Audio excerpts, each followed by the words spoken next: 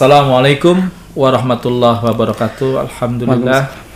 Salatu wassalamu ala Rasulillah wa ala alihi wa sahbihi wa man tabi'ahum bi ihsanin ila yaumil amma ba'd.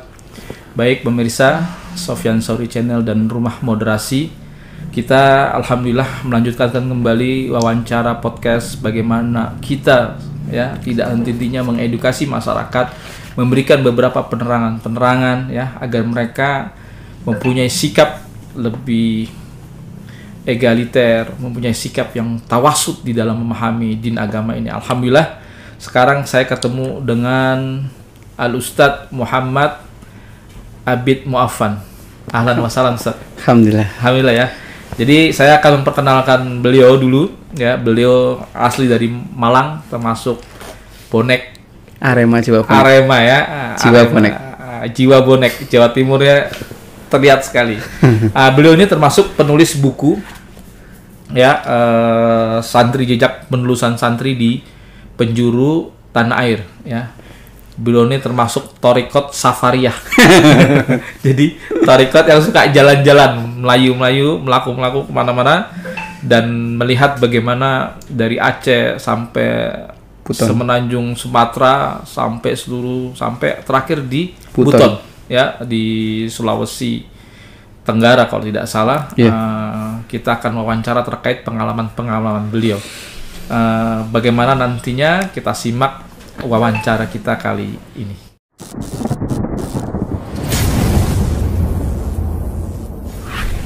Hadirin wal hadirat para pemirsa Sofyan Sauri Channel, kali ini saya akan mencoba mewawancarai ya santri ya, seorang ustadz termasuk pengasuh pondok pesantren di Bogor ya. Beliau menjadi mantu kiai ya, ajengan ya, di Bogor, yaitu sebuah pesantren Quran tertua bahkan di daerah Jawa Barat ini. Kita menarik ya apa yang menjadi perjalanan beliau terkait dari Sumatera sampai Aceh sampai bahkan seluruh Indonesia. Cuma yang belum hanya Maluku dan Papua saja, tetapi saya lihat juga kurang lebih sama karena saya pernah berkunjung ke Maluku Utara, ke Kesultanan Ternate, ternyata di sana juga wilayah kekuasaannya sampai kepada Papua juga. Dan saya lihat mazhab mereka adalah mazhab Syafi'i, akidah mereka adalah akidah Asy'ariyah. Yang menarik adalah akhir-akhir ini munculnya gerakan-gerakan purifikasi keagamaan. Banyak jargon-jargon mengajak orang kepada Al-Quran dan As-Sunnah ya, tetapi kemudian terlihat mereka tidak ramah terhadap lingkungan, terhadap uruf kebiasaan, tidak mempunyai sikap-sikap kearifan lokal, sehingga menimbulkan banyak kegaduhan, menimbulkan resistensi kelas di masyarakat kita terkait memang kebiasaan-kebiasaan keagamaan kita ternyata punya akar yang panjang, bahkan jauh sebelum Nahdlatul Ulama berdiri. Ternyata dalam segi akidah masyarakat kita menganut akidah Asy'ariyah dan Maturidiyah. Dalam segi keislaman mereka menganut 4 mazhab, terutama mazhab Syafi'i, karena memang ulama-ulama Nusantara membawa mazhab tersebut, dan mazhab tersebut tidak akan tersebar kecuali memang bantuan daripada kekuasaan kerajaan-kerajaan Islam pada saat itu. Lalu terkait dengan tasawuf, mereka mengikuti daripada Imam Al-Junaid dan juga kepada Abu Hamid Al-Ghazali. Nah, gerakan-gerakan purifikasi ini ternyata menentang keras tradisi-tradisi yang sudah mengakar di masyarakat kita. Mereka kurang menghormati kebiasaan-kebiasaan masyarakat yang sudah tertanam ratusan tahun. Bagaimana mungkin ya mengirimkan doa kepada orang tua kita, mengirimkan bacaan-bacaan doa, dianggap ini adalah sebuah bid'ah, padahal tradisi itu sudah ratusan tahun. Bukan berarti tradisi itu bertentangan dengan Quran Sunnah, tidak. Memang ternyata ulama-ulama juga memberikan dalil-dalil terhadap tersebut dan itu dibolehkan. Bukan hanya sebatas tradisi saja, tapi sudah kuat mengakar, tapi ini juga mempunyai dalil pijakan agama kekuatan syar'i yang cukup kuat. Nah, saya mau tanya ya, antum melihat tradisi keislaman yang antum berjalan ya, fasiru fil ar ya, ibarat jalan-jalan dari Aceh dan sebagainya, melihat situs ya, peninggalan ulama-ulama Nusantara itu bagaimana? Apa memang betul tradisi itu memang sudah menguat di kalangan umat Islam secara umum? Bagaimana Gus kalau seandainya tradisi-tradisi ini kemudian mencoba untuk dikoreksi, dievaluasi. Bagaimana dampaknya tuh, Gus? Oke, terima kasih. Sebelumnya, alhamdulillah terima kasih kepada guru kita semua, Ustadz Sufyan Sauri. Kita dulu bertemu di dunia maya. Alhamdulillah sekarang itu dia nyata. Cukup lama kita berteman di dunia maya. Alhamdulillah, baru kita bisa bertemu hari ini dan saya surprise banget bisa disambut sama teman santri juga, karena kita juga sebenarnya satu sanad ya. Antum dulu belajar ke Al-Falah, saya juga belajar ke guru-guru yang alumni Al-Falah. Alhamdulillah. Tentang perjalanan kami memang belum sepanjang yang jenengan lakukan, tapi sejauh ini kita sudah berkeliling Jawa, Bali, Lombok, Madura, Sumatera, Kalimantan, Sulawesi, Pulau Buton, termasuk Pulau Laut di Kalimantan Selatan, dan alhamdulillah begitu banyak hal yang bisa saya dapatkan. Memang dan perintah berjalan ini juga dulu terinspirasi pada sosok Ibnu Battutoh ya. Iya. Ya, Ibnu Battutoh itu ketika saya ke Aceh, jadi dia pernah bertemu dengan Sultan Malik Az-Zahir yang kedua, yang merupakan keturunan dari Sultan Malikus Saleh. Jadi Ibnu Battutoh itu bisa menjelajah yang begitu panjangnya perjalanan itu. Bukunya ada Rihla Ibnu Battuta. Itu. Nah, dia tulis itu singgah di Aceh gitu ya. Ya, bertemu dengan Sultan Malik Az-Zahir itu.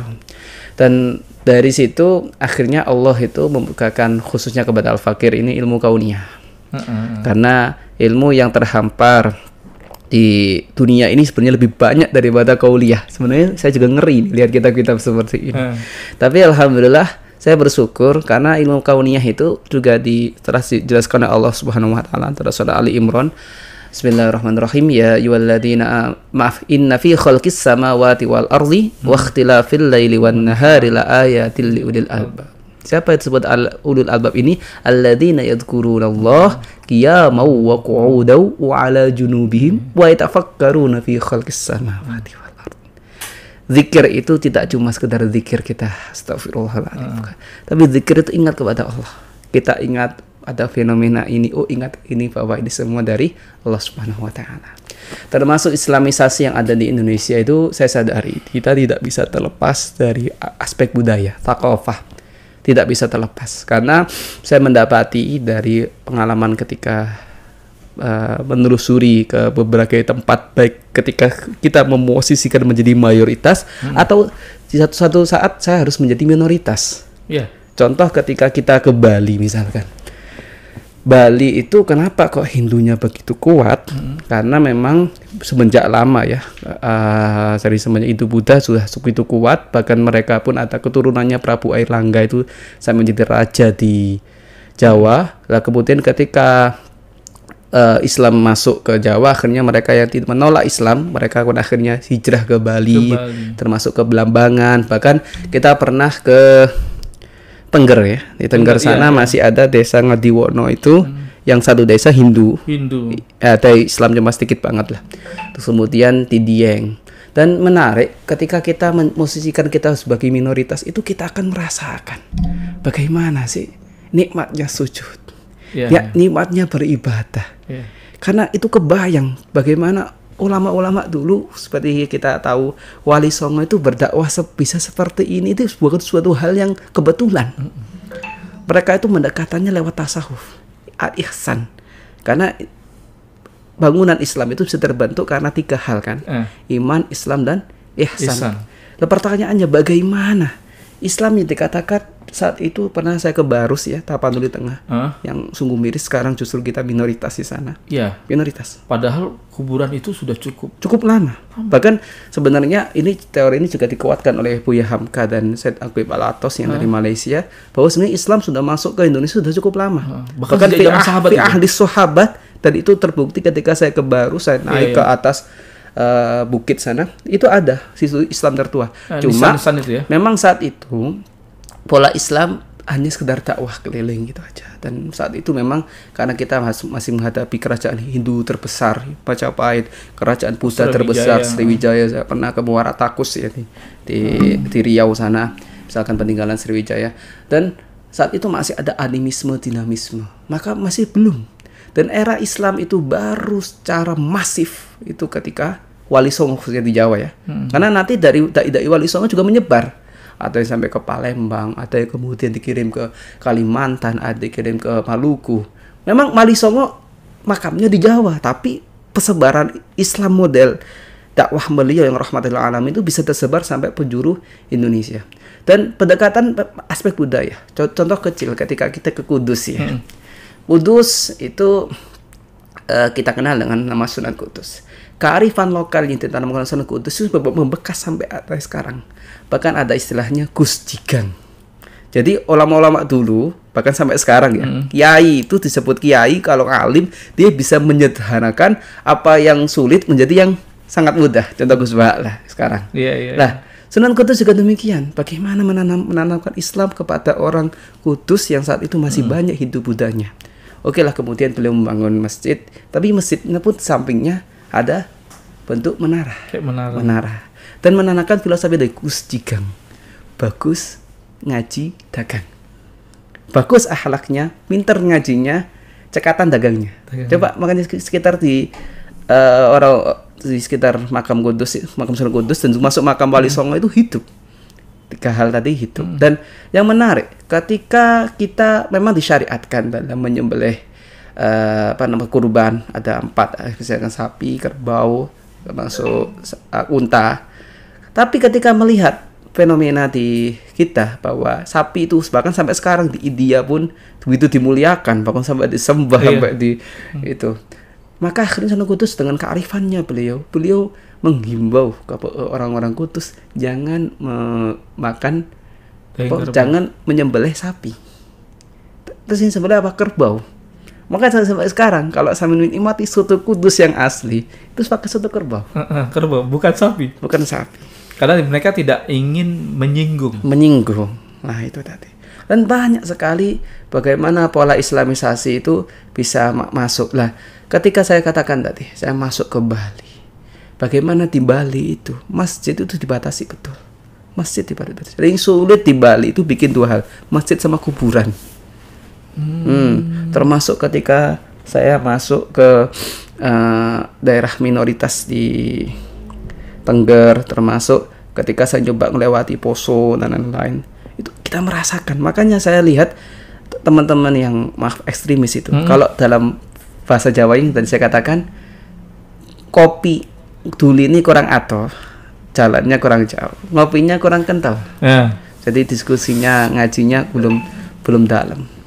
Jadi istilah budaya dan agama itu bisa dipisahkan. Bagaimana Islam itu bisa masuk. Dan Rasulullah sendiri sebelum kemudian mendirikan negara Madinah, yang negara Madinah bukan negara khilafah atau negara Islam, tapi bukan Darul Islam, Darussalam. Karena memang Rasulullah saat itu sudah mengutus seorang sahabat ini Mus'ab bin Umair. Di mana Mus'ab bin Umair itu melihat dulu, istilahnya menjadi dutanya Rasulullah silakan Anda ke Madinah, lihat bagaimana kondisi di sana. Lah ketika Islam sudah mulai ini, baru beliau masuk di sana. Lah ketika pun mereka pun Rasulullah masuk ke sana, tidak langsung serta-merta beliau jadi pemimpin ini tanpa musyawarah tanpa apa, enggak. Maka kemudian beliau bikin piagam Madinah, yang mana saat itu kemajemukan yang ada di Madinah saat itu juga terjadi di Indonesia. Betul. Karena saat itu bukan hanya Islam baru datang belakangan. Aus Khazraj, suku ta'assub ya, kefanatikan kabilah di saat itu sangat kuat. Belum saat itu masih ada orang Yahudi, orang Nasrani, bahkan mungkin ada orang Majusi juga, masih ada orang yang musyrik di sana. Tetapi bagaimana ketika Islam itu masuk ke sana dengan bisa diterima oleh kalangan orang masyarakat Yathrib yang benar menjadi Madinah, sampai sekarang Islam bisa tersebar. Dan pola dakwah itu yang kemudian ditiru oleh Wali Songo, khususnya di Tanah Jawa. Betul. Jadi nggak ujuk-ujuk mereka langsung mengadakan perubahan, tapi dia mengutus dulu Mu'adz bin Umair ke Madinah. Ada prakondisi, tidak serta-merta langsung jadi pemimpin, tapi dia ikat dulu perjanjian dengan masyarakat komponen Madinah yang lainnya. Dan ini menjadi sebuah Misakun Madinah atau Sahifatu Madinah. konstitusi Madinah. Dan itu nanti mengilhami founding father dari pendiri bangsa ini untuk membuat hal yang serupa. Betul. Kita kenal dulu ada Piagam Jakarta. Piagam ya. Jakarta Charter. Nah itu juga inspirasinya dari sana. Betul. Ketika kemudian dari Piagam Jakarta melahirkan Pancasila, itu sebenarnya juga nilai-nilai dari keislaman. Meskipun kita harus merelakan frasa pertama yang berbunyi ketuhanan yang Maha Esa bagi pemeluk Islam untuk menjalankan syariatnya. Itu sebenarnya kalau dipaksakan itu sudah ada ancaman. Teman-teman kita itu, saudara kita di Maluku, di Papua, termasuk Sulawesi Utara bisa NTT bisa memisahkan diri kalau ada frasa seperti itu. Akhirnya Kiai Wahid Hasyim saat itu dengan Arif mencukupkan ketuhanan yang Maha Esa.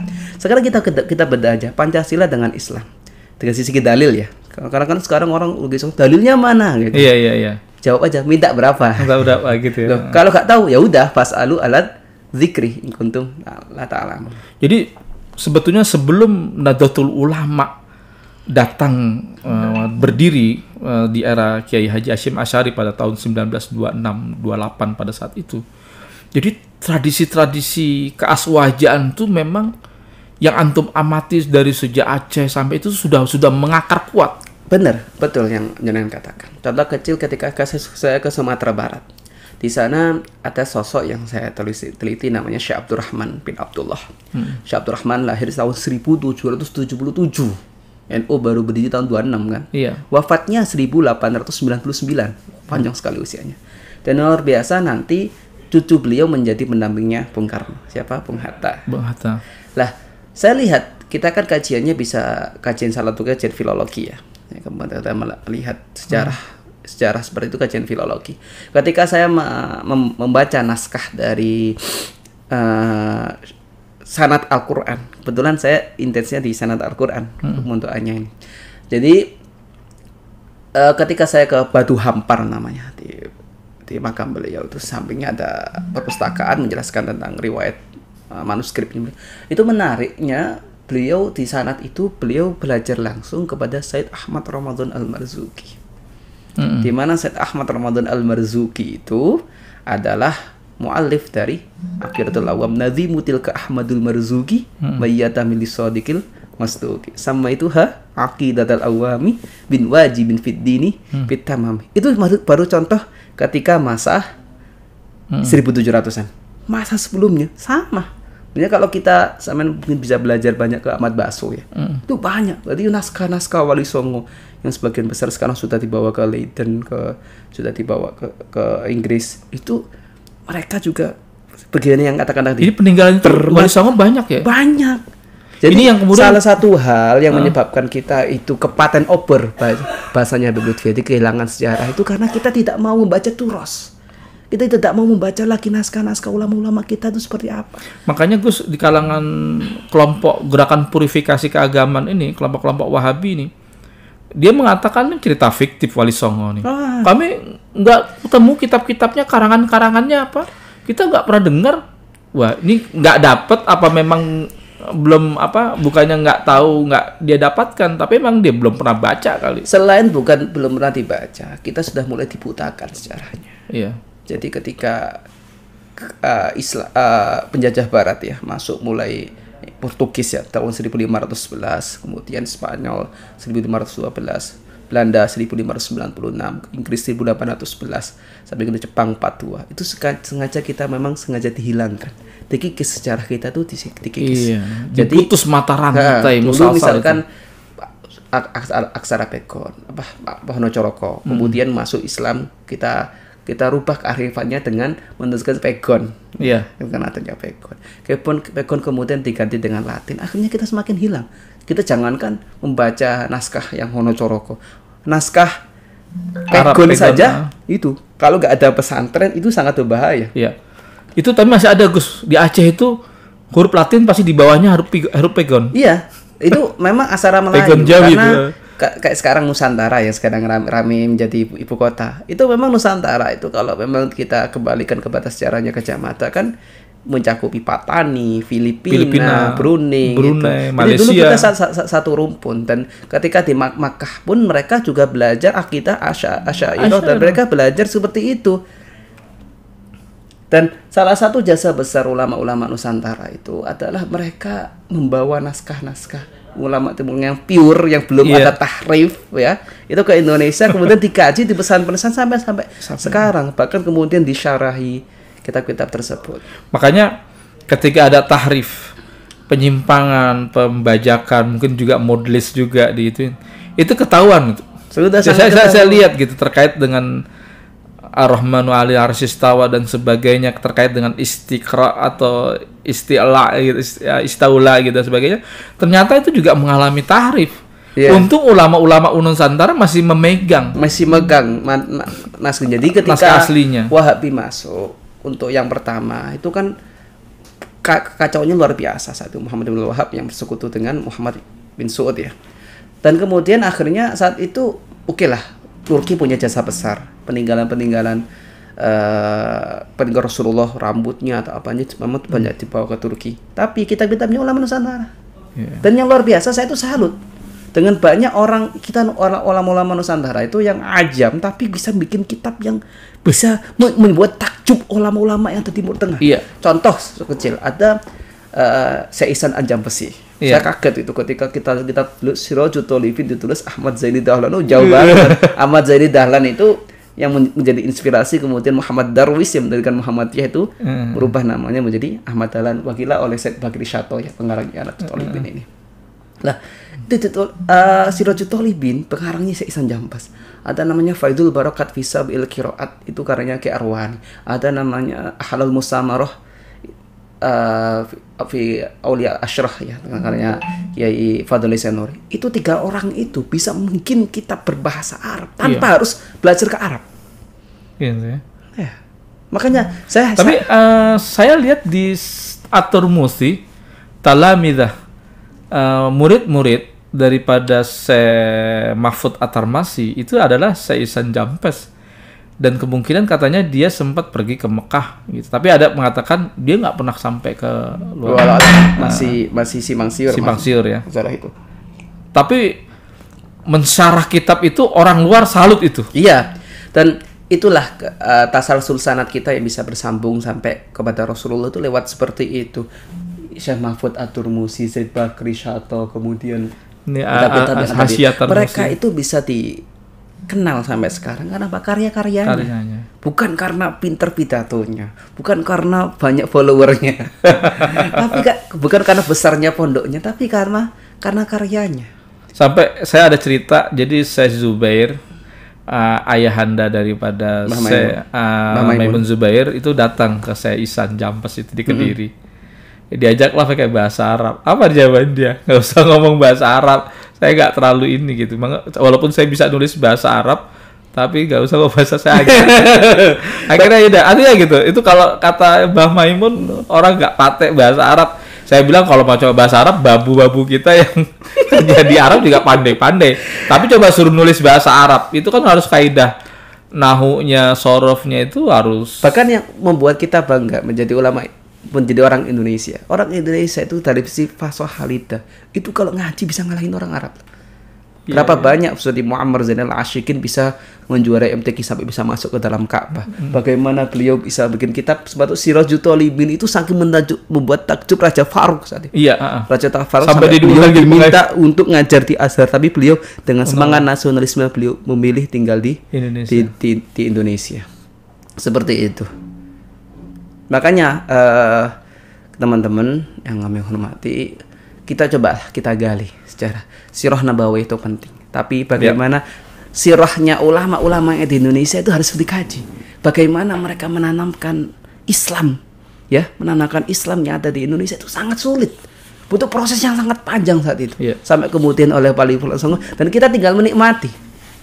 Jangan dulu orang mereka berusaha mengislamkan orang-orang kafir. Sekarang kok terbalik, mengkafirkan orang-orang yang jelas bertauhid. Nah Gus, saya mau tanya nih, di buku ini Gus, di buku santri ini, rekam jejak penelusuran santri di penjuru tanah air, antum sempat berkunjung ke Jogja, ke makam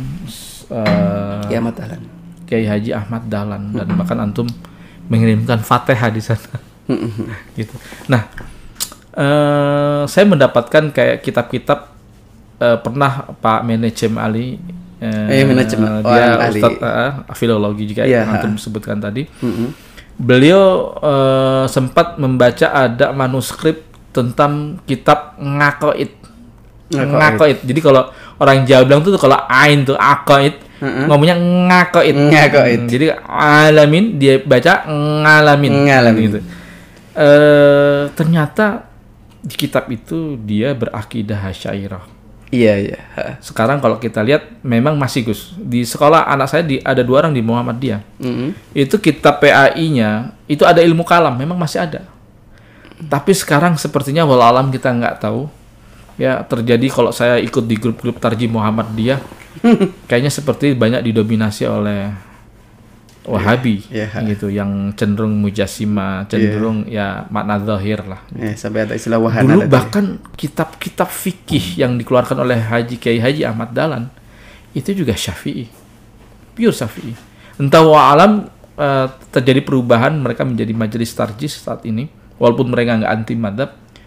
Tapi bagaimana Ustadz Kiai melihat perubahan ini? Sebenarnya kalau kita lihat sisi sejarahnya, memang Kiai Ahmad Dahlan dan Kiai Hasyim lebih tua Kiai Ahmad Dahlan. Kan ketika ngaji ke Kiai Soleh Darat zaman Nagazara, makamnya di Perkota namanya. Itu Semarang. Itu manggilnya Mas Darwis. Lah, kemudian mereka berdua sebelum berangkat ke Mekah itu ngaji bareng ke Kiai Soleh Darat itu, dan kemudian memang Kiai Ahmad Dahlan saat itu terpengaruh bahkan bertemu dengan Rashid Ridho, terpengaruh pemikiran Jamaluddin Al-Afghani dan itu. Tapi cuma pengaruh pergerakan harokahnya saja. Dan kemudian saya juga pernah ditunjukkan oleh guru saya Kiai Marzuki Musamar. Kiai Marzuki itu kalau saking fasihnya ngomong Arab karena PWNU Jawa Timur. Ya, ketua BWN Jawa Timur, beliau pernah ditanya orang-orang, antum takalam Arabiyah yang yaqra'ul Quran. Saking fasihnya beliau itu ngomong Arab, orang Arab dulu sampai heran dengan beliau.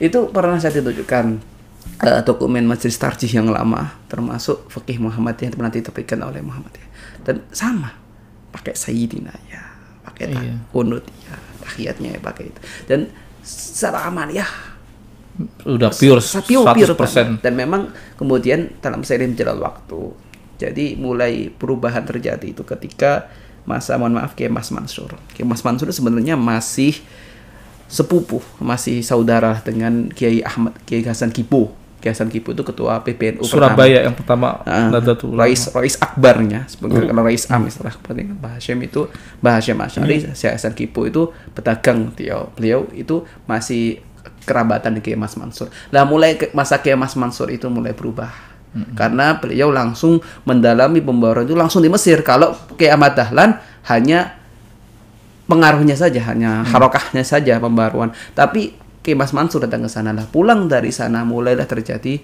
perubahan. Dan sebagian akhirnya orang-orang Muhammadiyah menganggap amaliyah kita itu TBC, tahayul, bid'ah, khurafat, dan menuduh kita tidak kembali ke Al-Quran dan Sunnah. Sekarang gini, kembali ke Al-Quran Sunnah pun nggak bisa kita telan mentah-mentah. Ibarat makan durian, nggak mungkin kita langsung makan durian langsung.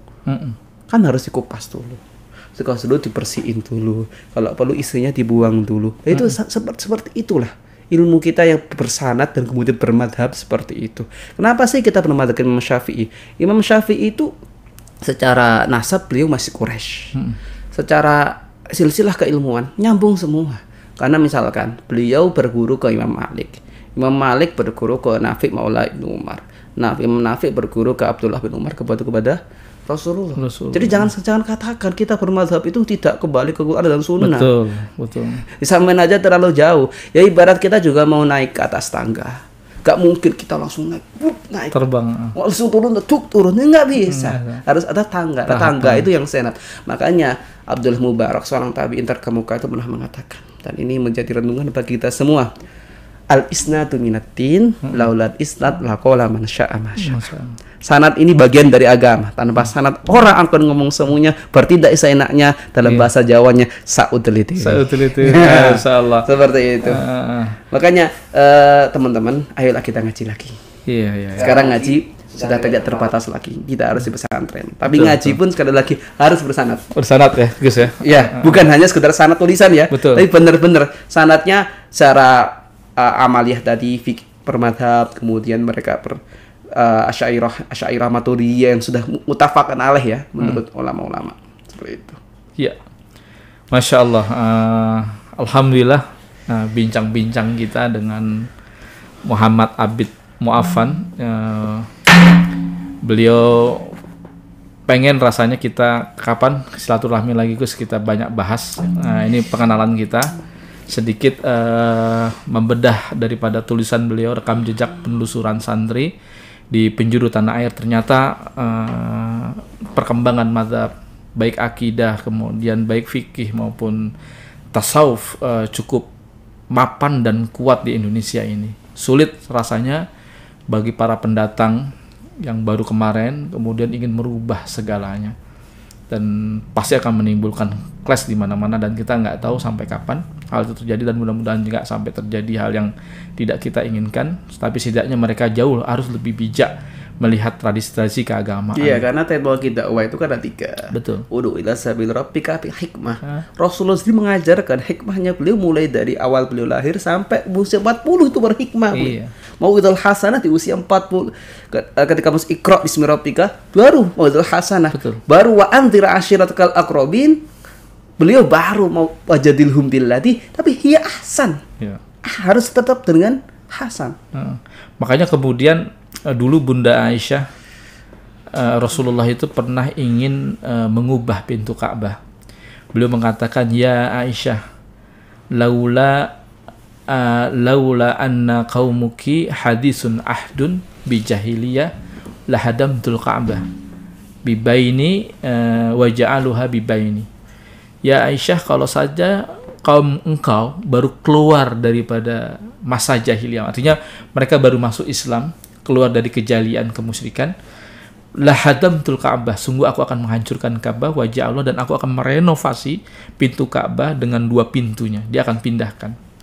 Tetapi karena melihat menjaga perasaan yang kaum musyrikin pada waktu itu baru masuk Islam, maka itu ditunda. Sampai kemudian ada kaidah yang mengatakan al-maslahu ta'liful qulub aulam fi'lin mustahab. Maslahat menjaga perasaan kaum muslimin itu harus didahulukan daripada amalan sunnah sekalipun. Anda punya dalil terhadap amalan sunnah, ya, punya dalil lah gitu, yang Anda anggap itu kuat. Tapi satu sisi dia akan menentang banyak tradisi, yang sebenarnya tradisi itu juga nggak bertentangan dengan Quran dan As-Sunnah.